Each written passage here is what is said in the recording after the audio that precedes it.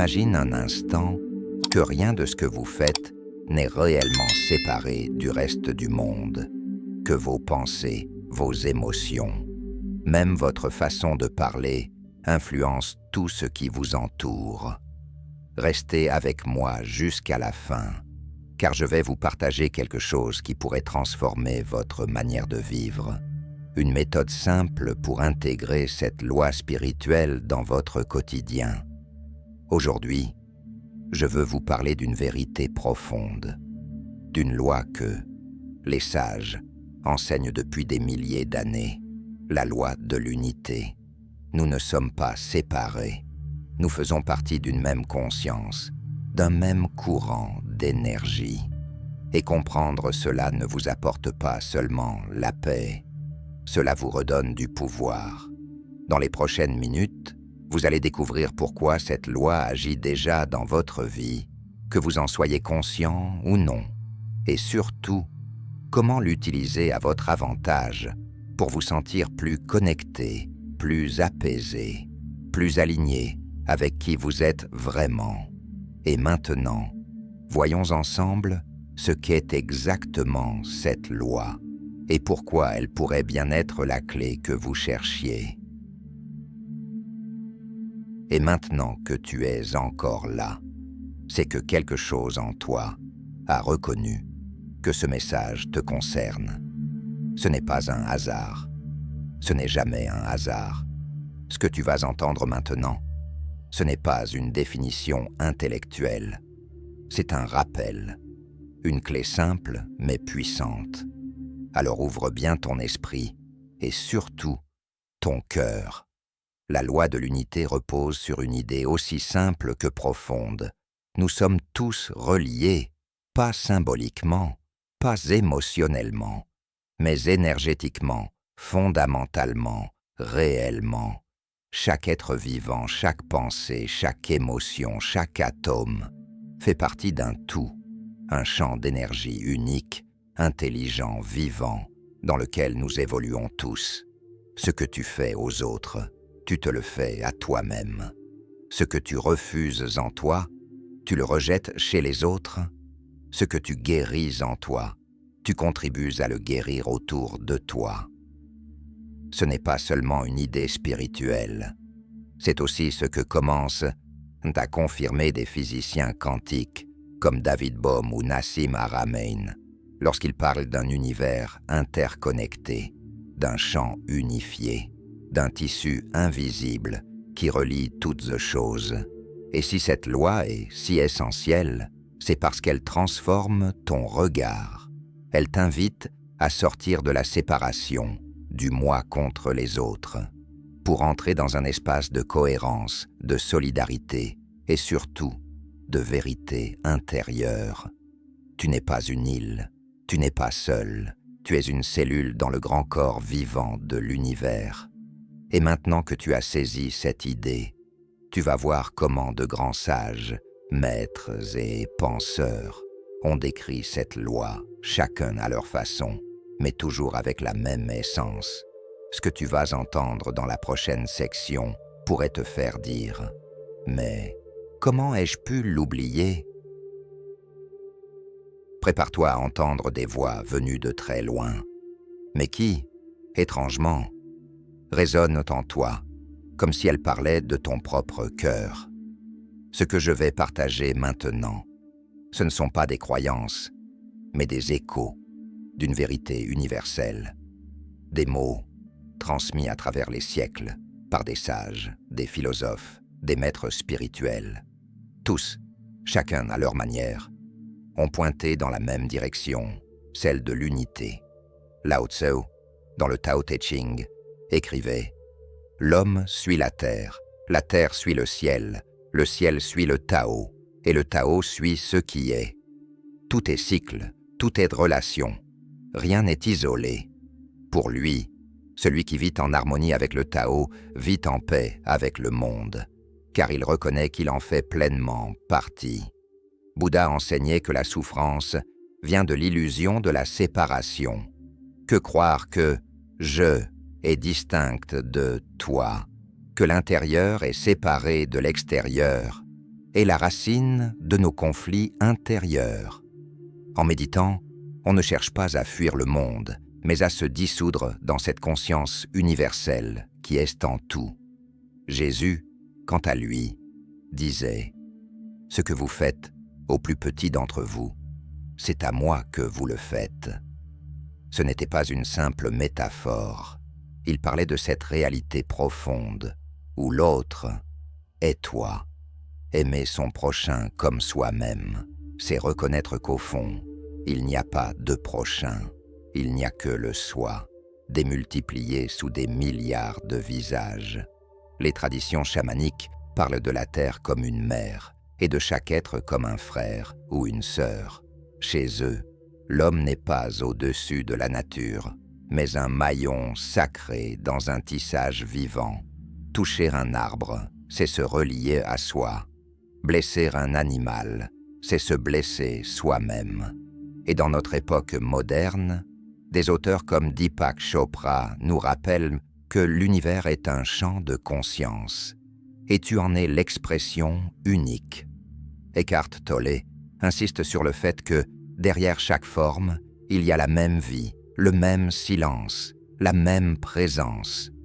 À travers toutes ces voix, une seule vérité se répète. Tu n'es pas séparé, tu es tissé dans le tissu vivant de l'univers.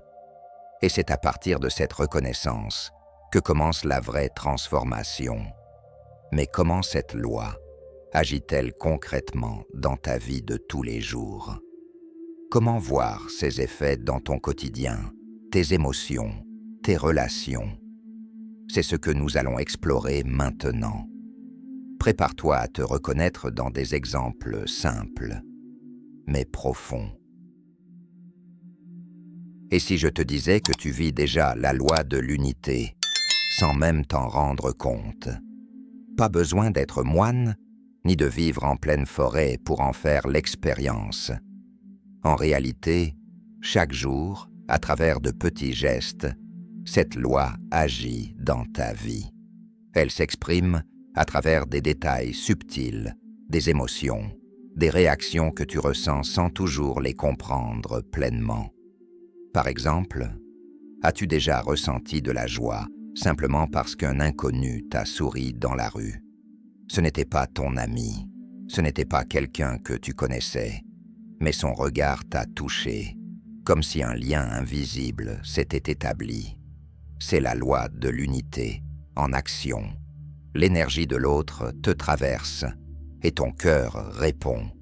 Tu t'es déjà senti soulagé en écoutant un ami parler de ses douleurs, comme si partager sa peine allégeait aussi la tienne?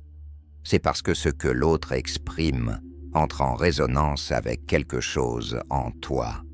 Ce n'est pas juste de l'empathie, c'est une reconnaissance intérieure. L'autre, c'est moi sous une autre forme. Un autre exemple.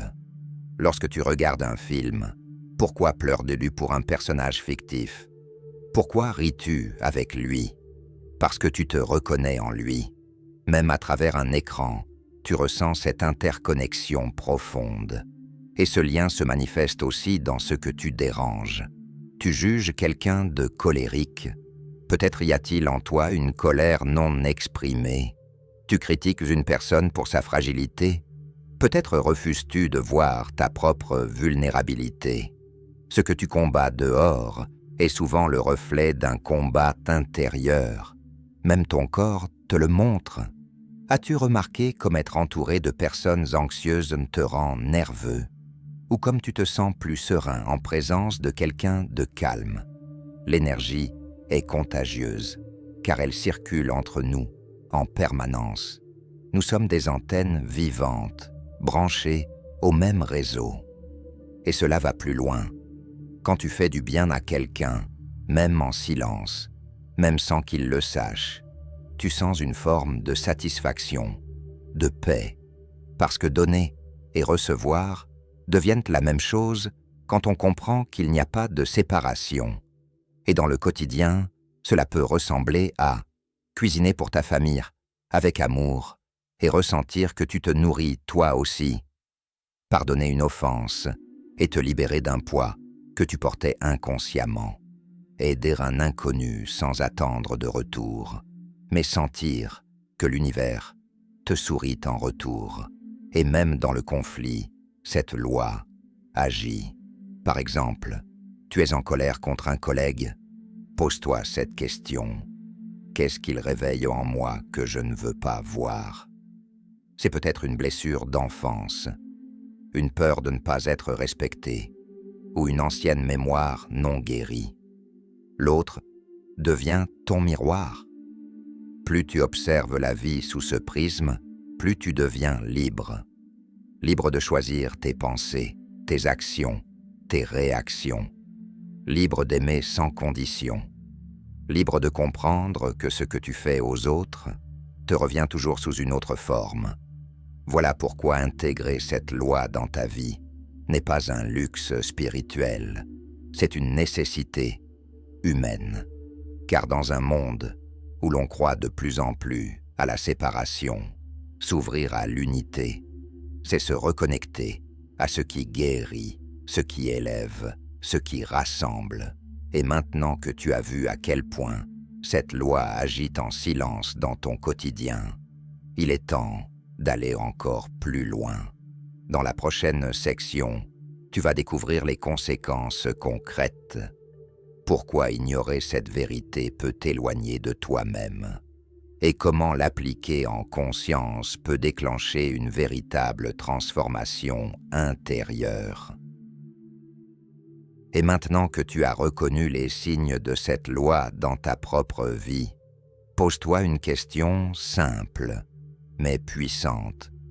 Que se passe-t-il quand je vis comme si cette loi n'existait pas?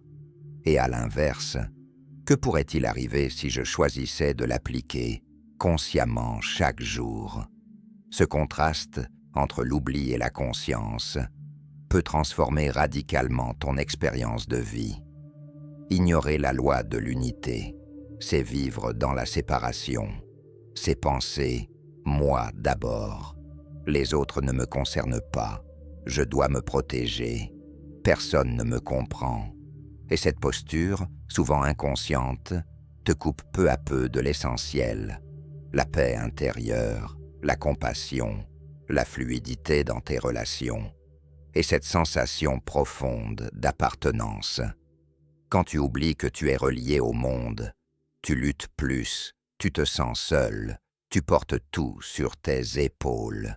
C'est dans cet état que naissent le jugement, la comparaison, le besoin constant de prouver ta valeur. Parce que quand tu crois que tu es séparé, tu te sens menacé. Tu perds la confiance, l'intuition, la légèreté. Mais lorsque tu choisis de vivre la loi de l'unité, quelque chose change. Tu ne cherches plus à avoir raison. Tu cherches à conquérir, puis cherches à comprendre. Tu ne rejettes plus ce qui te dérange, tu l'explores. Tu ne te sens plus seul dans tes batailles, parce que tu sens que chaque geste positif, chaque pensée bienveillante, chaque pas de guérison que tu fais, rejaillit dans l'ensemble. Les conflits deviennent des opportunités de guérison. Les relations, des terrains d'apprentissage, et les moments de solitude, des espaces de connexion intérieure. Vivre l'unité, ce n'est pas nier les différences, c'est comprendre qu'au-delà des formes, des cultures, des histoires, il y a une même essence qui nous traverse tous. Alors, demande-toi, quelle version de moi suis-je en train d'activer? Celle qui vit dans la séparation et la peur, ou celle qui s'ouvre à l'unité et à la conscience? Dans la section suivante, je vais te poser quelques questions clés, puissantes, qui t'aideront à aller encore plus loin dans cette exploration. Prépare-toi à une rencontre avec toi-même. Maintenant que tu sais ce que cette loi peut t'apporter, il est temps d'aller plus loin, car la vraie transformation ne vient pas seulement de ce que tu entends, mais de ce que tu oses te demander. Ce sont les bonnes questions, celles qui touchent l'âme, qui ouvrent les plus grandes portes.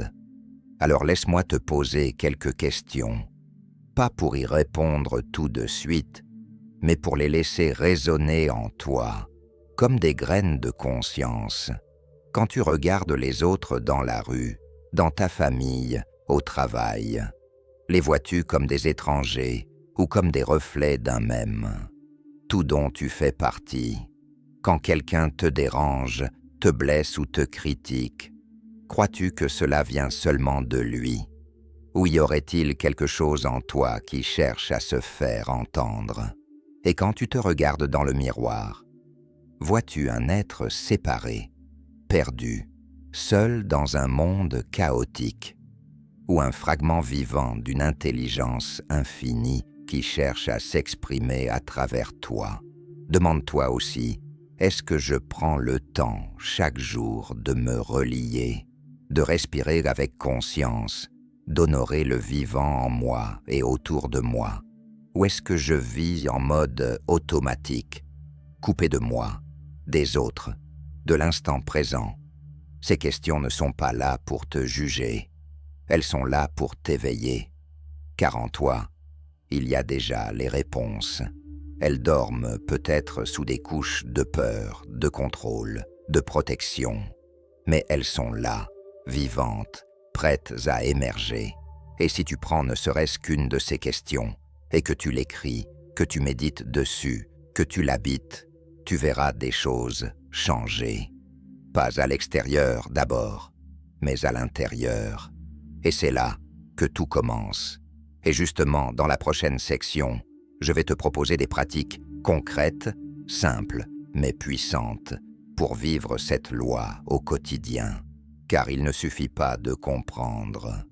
Il faut incarner. Reste avec moi, on y arrive. Tu es encore là, et je le sens. Quelque chose en toi est en train de s'ouvrir.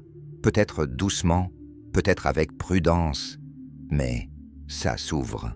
Et maintenant, c'est le moment le plus important, celui que j'ai gardé pour la fin, parce que comprendre cette loi, c'est déjà puissant. Mais la vivre, l'incarner dans ta réalité quotidienne, c'est là que tout change. C'est ici que commence ta vraie révélation. Alors comment faire? Comment passer de la théorie à l'expérience? Voici quelques pratiques simples, accessibles, mais profondément transformatrices, pour activer la loi de l'unité dans ta vie.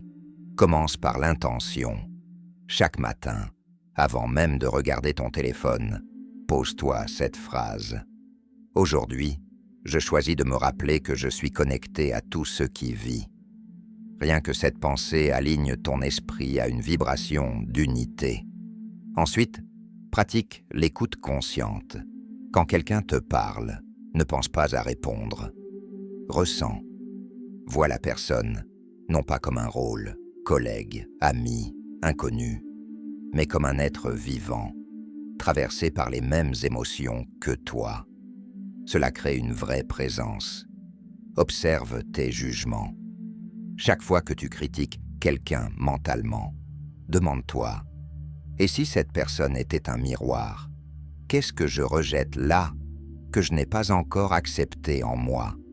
C'est un exercice d'humilité, mais aussi un chemin vers la liberté. Reconnecte-toi à la nature. Pas besoin d'aller loin. Un arbre, une rivière, le ciel. Ce sont des expressions vivantes de la même intelligence que toi. Quand tu les regardes avec conscience, tu te rappelles que tu es inclus dans ce grand tout, jamais séparé, et médite, même 5 minutes par jour.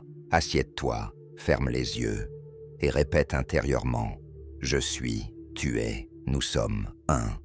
Laisse ces mots vibrer, sens-les. Ne les crois pas, ressens-les.